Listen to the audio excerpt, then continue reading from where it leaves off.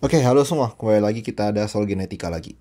Oke, seperti biasa silahkan pause videonya dan coba kerjain terlebih dahulu sebelum aku bahas penjelasannya. Pertama, coba kita perhatikan di sini. Jadi di sini kita ada kata ada banjir bandang. Kalau ada kata banjir bandang kayak misal banjir, kebakaran hutan, letusan gunung berapi dan lain-lain, bencana alam, ini semua adalah contoh dari suatu kejadian yang kita kenal dengan nama genetic drift. Lebih spesifik lagi, ini adalah kejadian yang kita kenal namanya bottleneck effect. Oke. Jadi ketika dia dalam kondisi genetic drift, itu kan melanggar syarat dari Hardy-Weinberg. Jadi ini dia tidak dalam Hardy-Weinberg ya. Tidak dalam Hardy-Weinberg. Ini informasi pertama yang kita tahu.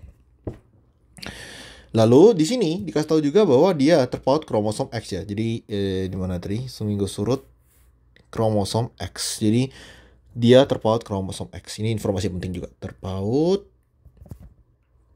kromosom X gitu. Kemudian dia kasih tahu ada alel S besar dan S kecil yang sifatnya kodominan. Jadi yang jantan dia tuh ada S besarnya, yang coklat dia S kecil gitu. Yang kecilnya aku kasih garis ya biar bisa kelihatan bedanya. Jadi kalau dia heterozigot ya, jadi belang hitam coklat gitu.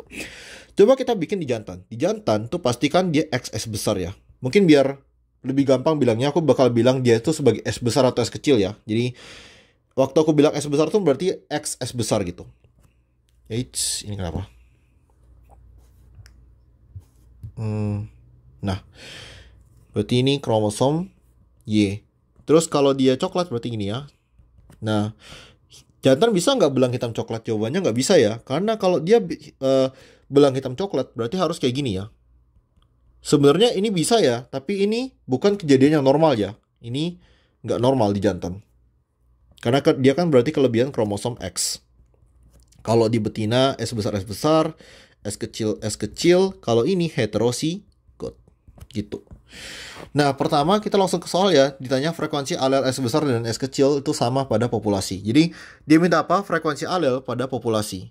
Aku ada dua cara untuk kerjain soal ini. Cara pertama dan cara yang gampang adalah berikut. Jadi kita langsung aja. Kita cari frekuensi, misal S besar dulu ya. Frekuensi dari S besar pada populasi. Caranya gimana? Caranya adalah kita ngitung dulu. S besarnya kalau misalnya di jantan tuh ada berapa? Ada satu ya.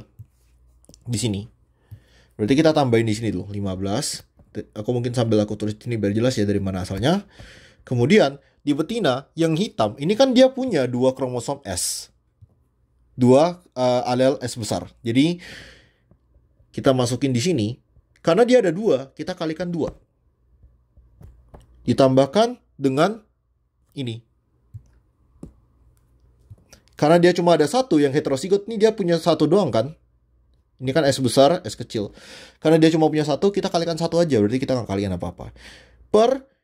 Karena kita pakai jantan, berarti kita pakai total jantan. Cuma perhatikan, karena jantan cuma punya satu kromosom X, berarti kita kalikan satu.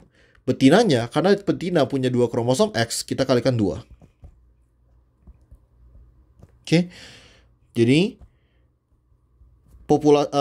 frekuensi S besar pada populasi adalah 0,5.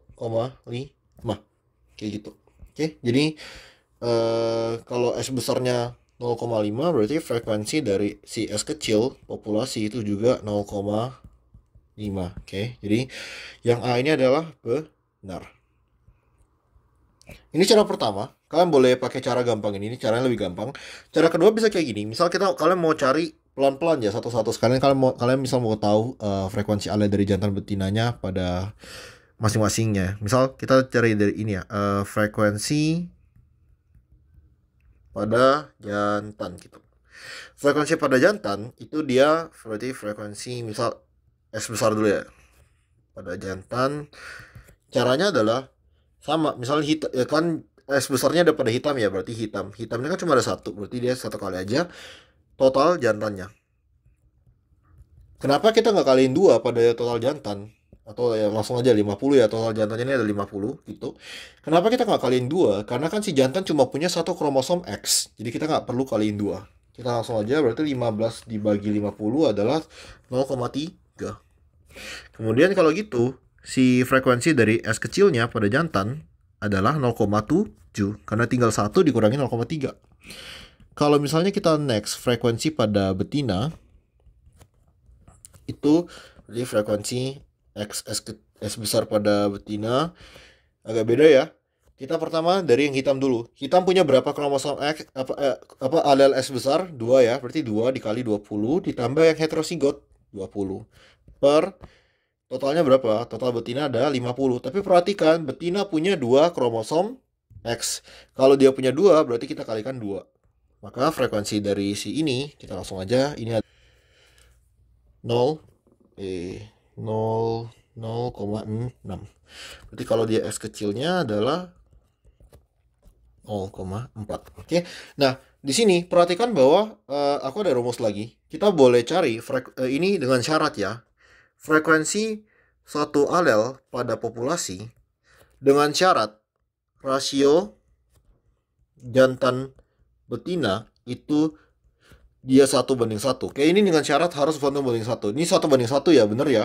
Kenapa? Karena kita punya 50 betina, 50 jantan. Jadi kalau dia 1:1, rumusnya berlaku. Kita bisa langsung 1/3 dari frekuensi suatu alel itu pada jantan ditambah 2/3 frekuensi alel itu pada betina.